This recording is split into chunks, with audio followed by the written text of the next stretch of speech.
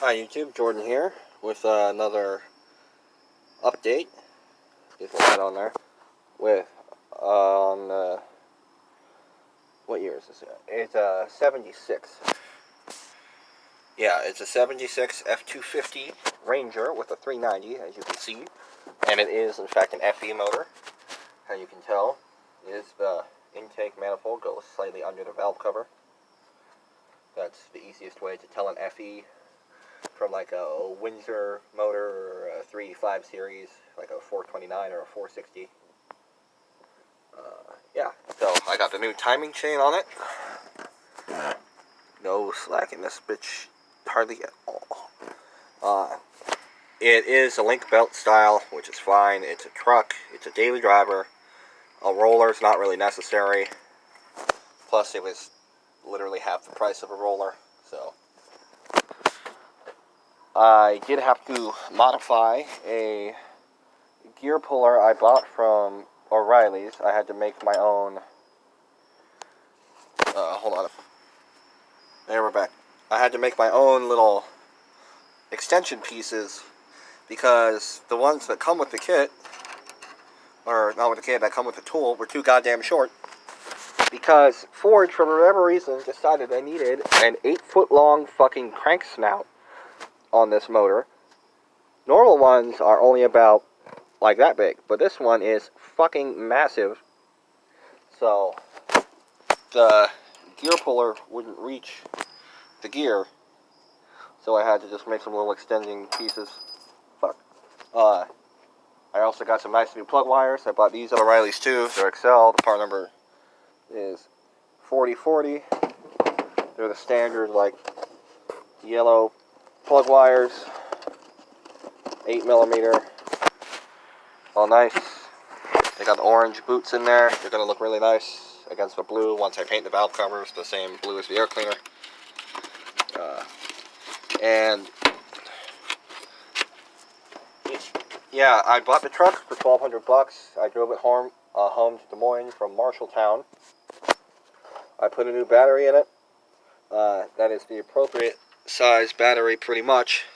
It had a fucking, like a tiny GM side post battery that was only like about this big. Like it was 2/3 the size of this, and it was a side post. So I got new battery cables. The tweakers I bought the truck from put a new starter solenoid on it, like as we pulled up in the driveway. Yeah, new battery cables. I ran a new ground right here to over here. Yeah, I took all the bracketry off. There's a fuel pump hanging down there. The fuel pump goes over on this side in the timing cover. I just set it over there because yeah, this is the part number for the timing chain, if you want to know. It's Chloe's, it's a name brand. There's a part number right there. Made in USA. With Chinese metal. And right now I'm cleaning up the timing cover, and I'm putting a new seal in it. The easiest way to pop out these seals is, nope. When this seal was in the timing cover, they go in from the back, and when it's installed, you can see this little lip right here. You can actually put a screwdriver on that lip right here, and use a hammer, and you can pop that seal out. That's how you change the seal. And then you just take an appropriately sized seal driver, or you can do what I do, and just do it softly with a rubber hammer. You put some Loctite seal retainer in there or something, or just some kind of lubricant, and then just put the new seal in there, and then just tap it in. Yeah, that's pretty much what I'm doing. It's a water pump. Oh, yep, video's getting a little long. Running out of shit to say. Like, the truck itself isn't that bad. Like, the absolute worst spot on the truck is this shit right here. Like, this fender's completely garbage. The inner fender structure is pretty fucking foobar. And the truck has like all kinds of like little pinholes like this. This truck used to be white, like this kind of white. But the fucking tweakers, they spray painted the whole truck like flat black. And yeah, it hides a lot of the rust, but they did a fucking piss poor job. It's got a shitty box on here that just opens like that. Yeah, it's not. I'm not too keen on Ford rear ends, but I think this is like a Dana 44 or something. Some kind of Dana rear end. I think it has 410 gears on it. It's two-wheel drive, long bed. I'm pretty sure it's a Ranger.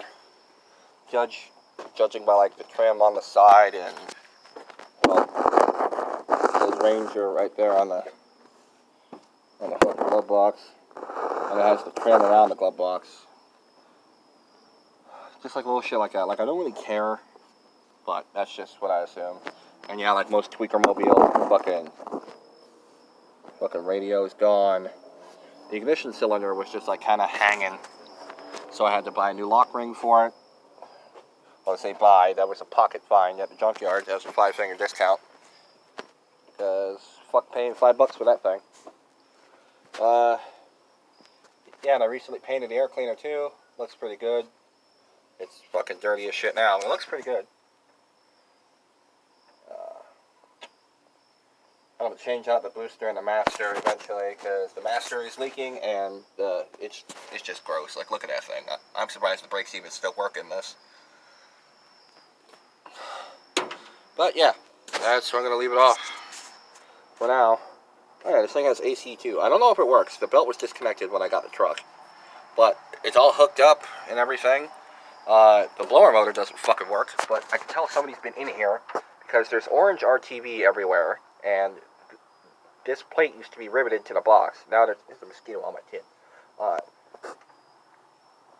And there's screws and nuts in here. This used to be riveted on, and there's that shit, whatever that is. So, yeah, it's a work in progress, but it runs, drives. Also put new plugs in it. Autolite 45s is the replacement. Oh yeah, here's the, I don't know if y'all fuckers can see this. I just dropped my damn phone. Yeah, there's the factory tune-up decal for this thing. Yeah, the factory spark plugs are BRF 42s.